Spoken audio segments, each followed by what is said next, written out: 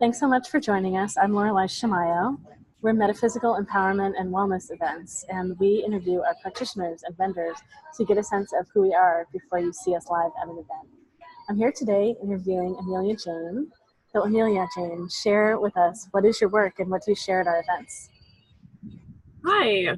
So I have a really wide skill set. Um, I've been psychic since I was a child. I would dream future events. I would have visions and premonitions and just know things about people and just get a download. Um, so now, as far as my work goes, I do intuitive readings. I use oracle cards as my baseline. I work with guides, angels, loved ones, and high beings on the other side, and they will give me visions and um, instant downloads of information and speak to me to give my clients the information that they're ready to hear at that time. I'm also a medium, so I can translate for souls on the other side. And I do some energy healing as well. I can view blockages in people's energy fields, in their aura. I can see where that stems from, if it's a trauma or emotion that they're holding on to. And then we can do a little bit of energy work to help move that energy out of the cells. Do most people come to you with a specific question and then there's just so much that you're aware of? Like, how do sessions typically unfold? Yeah, that's sort of how it works. A lot of people generally have a question. It's either specific topic in life, relationships, career, etc., or they're having a specific problem, or they want to contact a particular loved one on the other side, and that just opens the door for spirit to come in and to bring in all the information that that soul is ready to hear at that time. I love the context too of having it be that what's available is what that soul is ready for. It's a lovely way that it helps us as practitioners like be out of the way and allow what's wanted to flow and not get caught in a question like that in a way that helps us from being fully open. You know, that might keep us from being fully open. Maybe what are some of them? What is the session like when you meet with someone at an event, at a fair, compared to when you meet with them privately? Let's see. Well, when we meet at events, the sessions are usually a fraction of the time, and we're looking at about 15-minute sessions. So we're doing what we call mini sessions. But I tend to talk really fast and just try to stream everything from spirit as fast as I can convey it to my clients. Whereas with a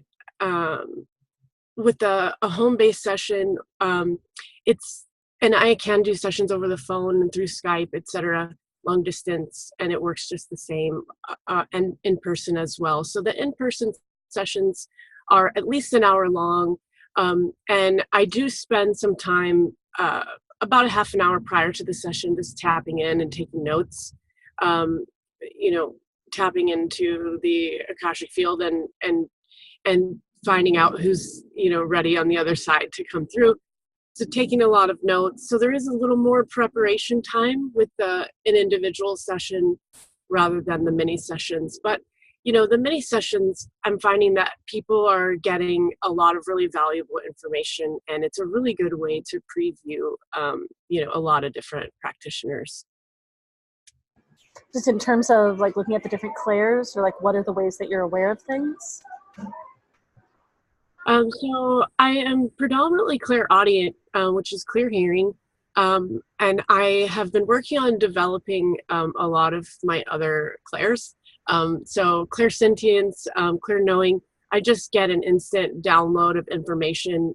Clairvoyant as well. I'll receive visions during my sessions. The funniest one and the most interesting is the clairatumnus. So clear smelling. And so I have been practicing this and developing this on my own. And so spirit will send me like really familiar smells, and then that will sort of trigger into other senses, like a vision or some kind of a clear knowing. And I feel like it's kind of a fun and funny way to, you know, to hook all of them together. And you mentioned that you've been doing this since you were a child. Did you, were you continuously aware? Did things quiet down for you at some point? Did you have anyone that supported you? And if you reopened, like what was that like?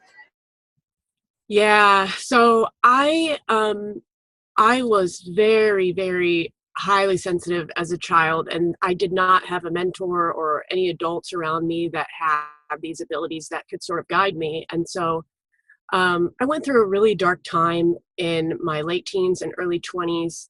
I fell into doing drugs and drinking alcohol to try to suppress because I didn't know how to clear my energy, how to function in the world, and it was very overwhelming.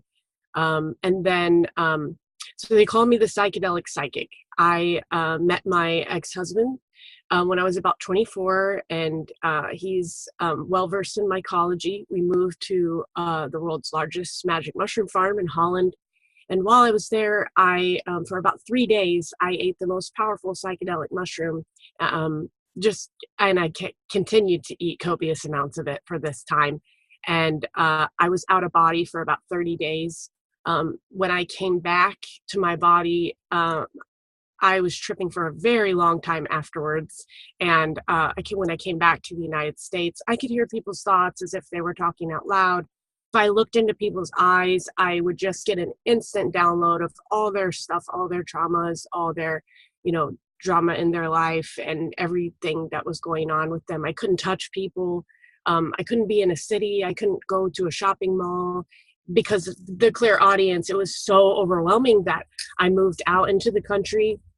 And thank God for the internet, because I just started studying as many psychics and mediums as I possibly could to find my volume, to start clearing my energy, to protect myself, which is so important for empaths because we don't want to be picking up everybody's stuff and feeling like we've got something wrong with us just because we're feeling everybody else's stuff. So important. And that was about 15 years ago. And so I've been doing this as a service for about 8 or 9 years now, and just continue to add tools to my toolbox and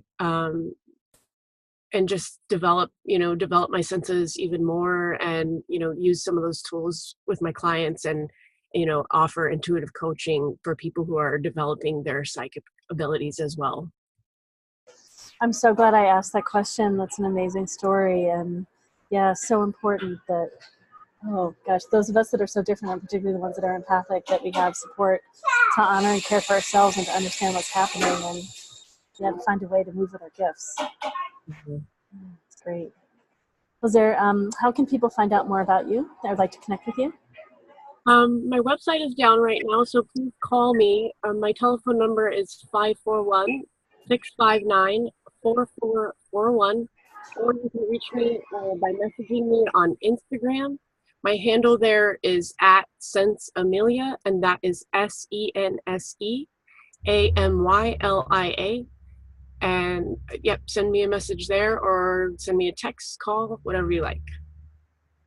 That's great. And for those of you watching, viewing, you can find out more about us at MetaphysicalEmpowermentEvents.com, and you can come see Amylia, Jayne, and many other practitioners at our fairs in Seattle, Portland, Salem, and Utah.